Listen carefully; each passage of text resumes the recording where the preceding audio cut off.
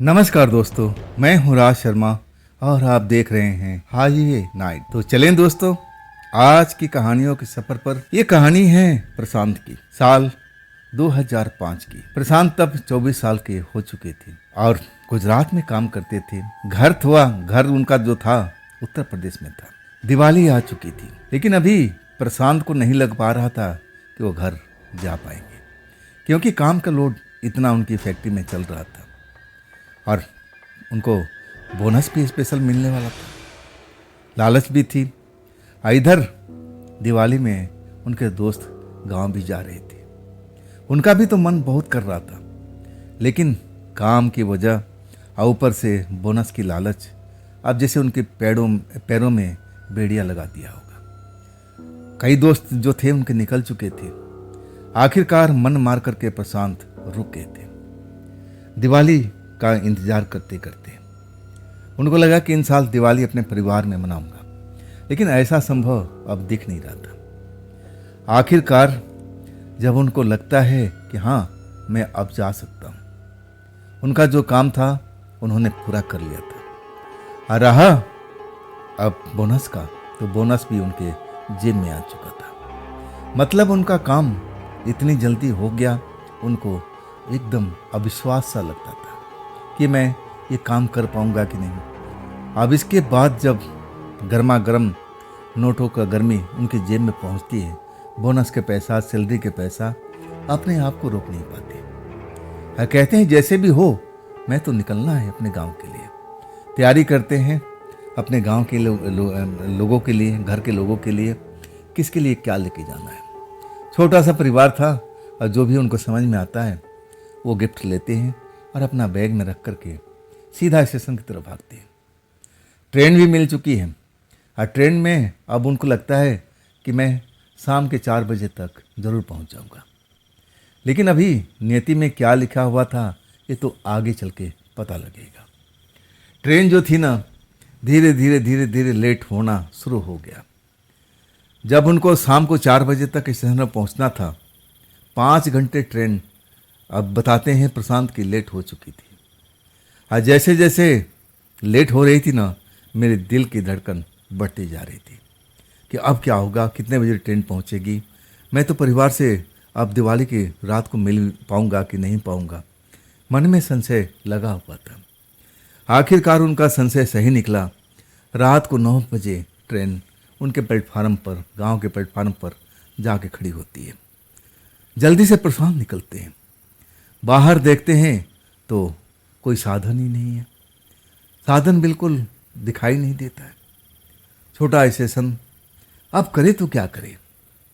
मन जो इतना बेचैन हुआ पड़ा कि चलो अब यहाँ तक आ गया, अब यहाँ से मात्र 2.5 किलोमीटर मेरा गांव है, तो मैं यहाँ पर कैसे इंतज़ार कर सकता हूँ, और वो भी दिवाली वाली रात को, जब हमारे गांव में लोग दिवाली मना रहे होंगे, पटाखे छोड़ रहे होंगे, खुशी का त्यौहार है। इसके लिए तो मैं इतना लंबा सफ़र करके आया हूँ। क्या मेरी जो रात है अब यहीं पे बीतेगी। मन में बहुत विचार करने लगे कि नहीं, जब इतना दूर का सफ़र करके आ चुका हूँ तो ये 2.5 किलोमीटर में क्या चल नहीं सकता हूँ। मैं तो अभी नौजवान हूँ, अभी तो मेरी उम्र ज़्यादा भी नहीं है, 24 साल का मात्र हूँ। मन में हौसला लाते हैं, लेकिन हौसला उनका टूटने लगता है। उनको लगता है कि मैंने सुना है कि इस रास्ते पर आगे चल कर के भूत प्रेत भी दिखाई देते हैं। इसी वजह से प्रशांत हिचक रहे थे। लेकिन पढ़े लिखे थे ना, तो उनको कोई भूत प्रेत दिखाई नहीं दिए थे। मन ही मन सोचने लगे कि यार ये मेरे दिमाग का वहम है। ऐसा कोई भूत प्रेत होता तो मैं एक से एक अंधेरी जगह पर रहा हूँ। मैं अपनी फैक्ट्री के उस कोने में जाता हूँ जहाँ पर अंधेरे में कोई जाता नहीं। अगर वास्तव में वहाँ भूत होता तो मुझे पकड़ नहीं लेता। ये लोगों का कहा हुआ एक झूठ है। ऐसा कोई भूत प्रेत नहीं होता। अपने मन को समझाते हैं, अपने मन को हिम्मत देते हैं, और फिर उनका हौसला बढ़ता है, और फिर अपने कंधे पर बैग टांग करके चलने लगते। उसी स्टैंड पर हैं जहाँ पर उनको सवारी मिलती है। एक खाली बेंच पर जो सामने दुकानें लगी हुई हैं, अब दुकान तो बंद हो चुकी हैं, अब टूटी फूटी बेंचें वगैरह अब ऐसी रखी हुई हैं। वहाँ पर बैठ करके चिंतन मंथन करते हैं। जब उनको हौसला बढ़ जाता है ना, तब लगता है कि नहीं, ये रात बेकार नहीं होनी चाहिए। मैं थोड़ा लेट पहुंचूंगा, लेकिन परिवार में तो रहूंगा। चलो पूरी खुशी नहीं, आधी खुशी तो मना ही लूँगा। अपने परिवार में अलग ही मज़ा है। यही विचार करके अब प्रशांत जी अब अपने डगर पर चल पड़े थे। जैसे ही 2-4 कदम चलते हैं ना, पीछे से एक आवाज़ सुनाई पड़ती, अरे ठहरो बेटा, ठहरो बेटा। पीछे मुड़ के देखते हैं तो एक बुजुर्ग डंडा लिए हुए, लेकिन चाल में तेजी थी। देखने में बुजुर्ग लग रहे थे, लेकिन चाल में वो बुढ़ापे वाली वो नज़र नहीं आ रही थी जो होना चाहिए था। हाथ में डंडा भी था। जब प्रशांत देखते हैं कि हाँ कोई बुजुर्ग व्यक्ति आ रहा है, उनको आवाज़ दे रहा है, तो रुक जाते हैं। बुजुर्ग व्यक्ति तेजी से आता है और उनके पास रुक जाता है। बेटा तुम क्या इस रास्ते पे जा रहे हो? प्रशांत कहते हैं, हाँ चाचा जी, मैं तो इसी रास्ते पे जा रहा हूँ। आपको कहाँ जाना है? चलिए, अगर इस रास्ते पे चलना है तो मैं हूँ ना आपके साथ में। चलिए, कहाँ किस गांव में रहते हैं आप? बुजुर्ग बताने लगा कि बेटा मैं तो, गांव का नाम मेरा ये है, लेकिन मैं तुम्हारे गांव से अलग रास्ता कटता है, तुम्हें तो पता है ना। तब प्रशांत कहते कि हाँ हाँ, हमारे गांव से पहले ही वो रास्ता कट जाता है। चलिए कोई बात नहीं, वहाँ तक तो साथ रहेंगे। लेकिन बुजुर्ग कहने लगा कि बेटा मैंने सुना है कि उस रास्ते पर भूत प्रेत भी मंडराते हैं, दिखाई देते हैं, जो लोगों का कहना है, इसलिए मैं डर रहा हूँ। तो क्या बेटा तुम्हें डर नहीं लग रहा है? क्या तुम्हें जानकारी नहीं है कि इस रास्ते पर भूत प्रेत रात को नजर आते हैं? वो भी आज अंधेरी रात है। अब जो प्रशांत थे उनके मन में तो ये वहम पहले आया था। आज जब बुजुर्ग कहता है ना, तो उनको लगता है कि बुजुर्ग भी मेरी तरह है, जैसा मैं सोचता हूँ ना, ये भी मेरी तरह सोच रहा है। तब प्रशांत हंसते हुए कहते हैं कि अरे बाबा, भूत प्रेत होता तो मेरी उम्र 24 साल हो गई है, अब तक क्यों नहीं दिखाई दिया? अरे मैं नहीं डरता, मैं जरूर मानता हूँ भूत प्रेत होते हैं, लेकिन मैंने आज तक कभी देखा नहीं है। तो मैं जब देखा ही नहीं तो मैं डरूं किस लिए? चलिए चलिए, आपका दिमाग का वहम है, अब वहाँ तक तो हम साथ चलेंगे ना, बातचीत करते हुए निकल लेंगे। बुजुर्ग कहता है कि नहीं बेटा, तुम गलत समझ रहे हो, मैंने भी देखा है भूत प्रेत को। प्रशांत अब आंखें फाड़ करके बुजुर्ग की तरफ देखने लगती है कि क्या मतलब बाबा, आप कहाँ दिखे? तब बुजुर्ग बताते हैं कि बेटा इसी रास्ते पर, उसी बगीचे के आसपास में, जहाँ लोग बाग बताते हैं, मैं भी देखा, तभी मैं डर कर जा नहीं रहा हूँ। तुम कह रहे हो कि मैं भूत प्रेत को मानता ही नहीं ना, आज तक कभी देखा, तो मैं मानूं क्यों? नहीं बेटा, इतना लापरवाही भी ठीक नहीं है। प्रशांत को लगा कि बुजुर्ग व्यक्ति खामखा डरा हुआ है। चलो इसे पीछा छूटा जाए और अपने घर परिवार में चला जाए।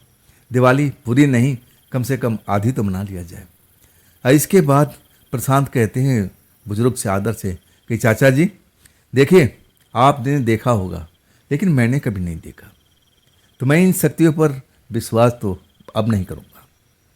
आपको डर लग रहा है, मैं जानता हूँ, आप डरते रहिए, मैं तो चल रहा हूँ अपने रास्ते पर। अगर आपको चलना है तो आप भी साथ चल सकते हैं। अब इसके बाद कुछ देर इंतजार करते हैं प्रशांत, लेकिन बुजुर्ग उनको समझाता रहता है कि नहीं बेटा, ठीक नहीं होगा, ये तुम जो कर रहे हो ना, ठीक नहीं है, इतना गुरूर नहीं करना चाहिए। ये जो शक्ति होती है ना, बहुत ही कोई भली भी होती है, लेकिन कभी कभी कोई खराब शक्ति भी टकरा जाती है, तो ठीक नहीं बेटा, चलो सुबह निकल जाना, हम भी यहीं पर रुके रहेंगे, अब चलो आराम करते हैं। लेकिन प्रशांत जी मानते नहीं हैं, कहते हैं कि नहीं बाबा, मैं गुजरात से आया हूँ, इतनी लंबी सफ़र तय करके आया हूँ दिवाली की रात अपने परिवार से मिलने के लिए। अब मैं यहाँ पर आकर के, और मैं 2.5 किलोमीटर पैदल नहीं चल सकता, मैं तो रुकना नहीं है। और आखिरकार प्रशांत जी चलने लगते हैं। बुजुर्ग उनको रोकते हुए रह जाता है, लेकिन बुजुर्ग एकदम अब निराश हो जाते हैं, रुक जाते हैं। अब प्रशांत जी अकेले ही चलने लगते हैं उस रोड पर। चलते चलते बार बार मुड़ के देख लेते हैं कि कहीं वो बुजुर्ग तो नहीं आ रहा, लेकिन उनको बुजुर्ग दिखाई नहीं देता है। तब वो मान लेते हैं कि बुजुर्ग डर चुका है। कैसा इंसान है, देखो इतनी अब लंबी उम्र हो चुकी है, अब फिर भी डरपोक किस्म का है। चलो मैं तो अपना घर निकल रहा हूँ। प्रशांत जी उस जगह पर जब पहुँच जाते हैं जहाँ पर लोगों की नज़र में वहाँ भूत प्रेत का वास था। वहाँ पर पहुँचने के बाद में प्रशांत जी को थोड़ा डर महसूस हुआ। उनको लगा कि अभी अभी कोई मेरे पास से जल्दी से गुजर गया है, दिखाई नहीं दिया। प्रशांत जी एक बार चौंक गए। उनको लगा कि नहीं नहीं, ऐसा कुछ नहीं है, मेरे मन का वहम है। ये कोई हवा थी जो तेजी से झोंका आगे की तरफ निकल गया। इसमें डरने वाली बात नहीं है। हम डरेंगे तो और डर जाएंगे। अपने मन को समझाते हैं और डर से निकलने की कोशिश करते हैं। कुछ ही दूर चलते हैं और तब उनको पीछे एहसास होता है कि कोई आ रहा है। और तब पीछे मुड़ते हैं तो कोई दिखाई नहीं देता है। वाकई में आवाज़ सुनाई देती है, जैसे तेजी से उनके पास में कोई दौड़ता हुआ आ रहा। और फिर वो रुक जाते हैं। जब ऐसा महसूस होता है ना, तो उनके पैर अपने आप वहाँ पर अब रुक जाते हैं, कदम रुक जाता है। जो भी आ रहा है ना, महसूस हो रहा है तेजी से उनके तरफ से अब गुजर रहा है। उनके बगल से एक हवा का झोंका भी महसूस हुआ। एक ठंडी हवा का झोंका उनको बदन में लगा भी, महसूस भी किए, जैसे कोई तेजी से उनके बगल से गुजर गया हो। जब ये सब देखते हैं, अब मन जो है ना, बाकी उनका डर चुका है। उनको लगा कि बुजुर्ग सही कहता था, शायद उसने भूत को देखा था। मैं गलती कर दिया, मुझे तो रुक जाना चाहिए था। क्या हो जाता, अब तो रात हो चुकी है, दिवाली तो अब निकल ही चुकी है, तो फ़ायदा क्या है। मुझे उसकी बात मानना चाहिए। बुजुर्ग को अब याद करने लगते हैं कि बाबा तुम सही थे। देखो ना, मैं 2 बार ऐसा महसूस किया। मन ही मन सब बोलते जाते हैं, लेकिन रुकते नहीं हैं। फिर वो चल पड़ते हैं कि चलो अब इतना लंबा सफ़र तय कर लिया, अब थोड़ा ही दूर पर तो मेरा गांव है। फिर आगे बढ़ते हैं। आगे बढ़ते हैं ना, तो एक लंबा सा साया जो नीचे से पैर और तो नहीं दिख रहा है, जैसे लग रहा है कि हवा में उड़ रहा हो। चेहरा धुंधला हुआ, आंखें जैसे कोई उसमें बल्ब लगा हुआ, जैसे उसमें से रोशनी निकल रही हो। जब देखते हैं ना, तो हिम्मत जवाब दे देती है। एकदम डर जाते हैं।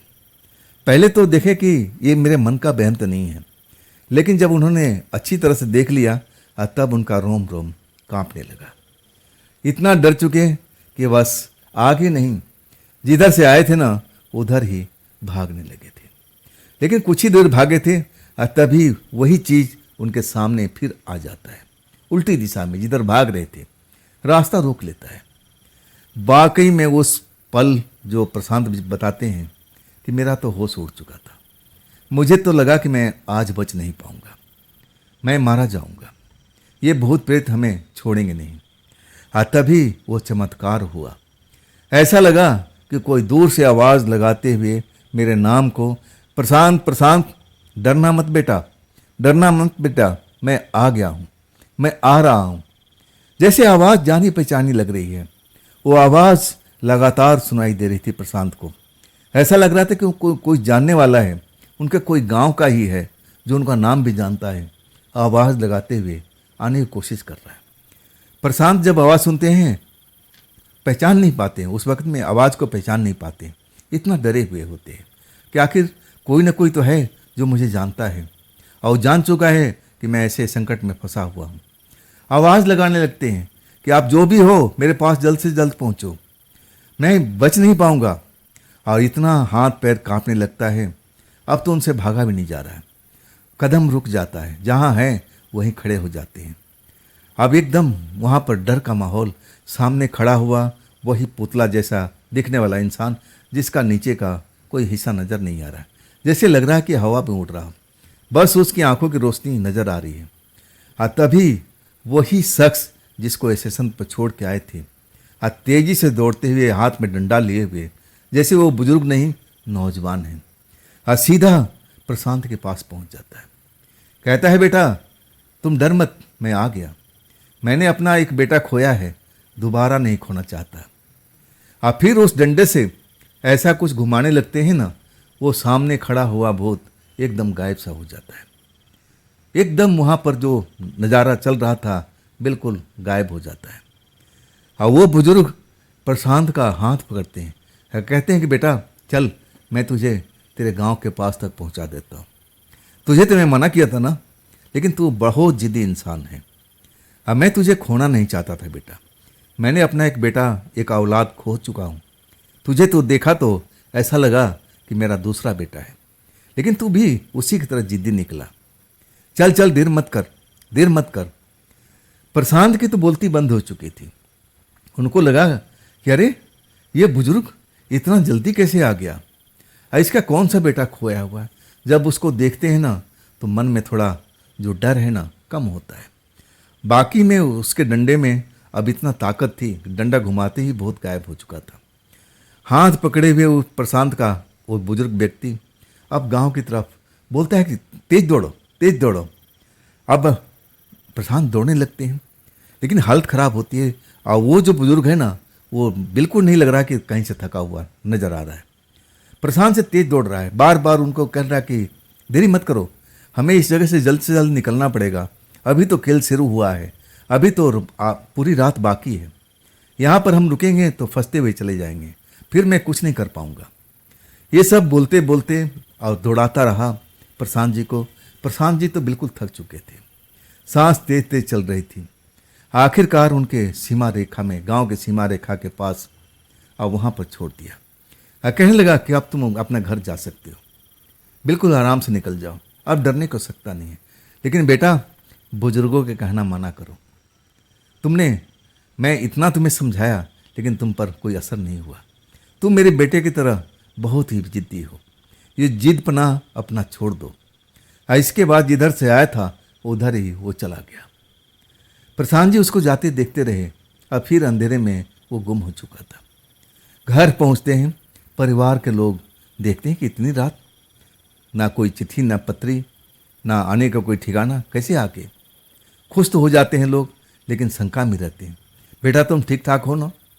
सब लोग, माता पिता अब देखने लगते हैं। तब प्रशांत पूरी कहानी बताते हैं कि हाँ, मैं पहुंच तो गया हूँ, लेकिन उस अधेड़ व्यक्ति की कृपा से। अगर वो नहीं होते तो शायद मैं घर तक पहुंच ही नहीं पाता। ना जाने मेरे साथ में क्या हुआ होता। परिवार के लोग डर जाते हैं। आखिरकार उस बुजुर्ग को धन्यवाद करने लगते हैं। कोई भी बता नहीं पाता कि आखिर वो बुजुर्ग कौन थे, क्योंकि प्रशांत भी उसी गांव के थे। अगर उस गांव का बुजुर्ग होता तो जरूर जानते, लेकिन उनके लिए अनजान सा था। आज भी प्रकाश जी उज्जैन में बुजुर्ग व्यक्ति का चेहरा कभी कभी आ जाता है और फिर वो खौफ में भर जाते हैं। उस रात का नज़ारा उनके सामने आ जाता है कि अगर ये इस बुजुर्ग व्यक्ति उस टाइम दौड़ के नहीं आता और उस भूत से मुझे पीछा नहीं छुड़ाता तो शायद मैं आज दुनिया में जिंदा नहीं रहता। तो दोस्तों, ये थी प्रशांत जी की भेजी हुई कहानी। ये कहानी आपको कैसी लगी कमेंट में ज़रूर बताइएगा। और दोस्तों, ये भी चैनल आप ही का है, तो इसको भी अपना प्यार दीजिए, लाइक कीजिए, सब्सक्राइब कीजिए, अपने दोस्तों को शेयर कीजिए। और हाँ, आपके पास भी ऐसी कोई स्टोरी है, कोई कहानी है, कोई आप बीती है, तो आप मुझे मेरे व्हाट्सएप नंबर पर, मेरी मेल आईडी पर और मुझे ज़रूर शेयर कीजिएगा। अब फिर मैं इसी चैनल पर मिलता हूँ रात को इसी टाइम में, और आप लोग अपना ख्याल रखिएगा। नमस्कार।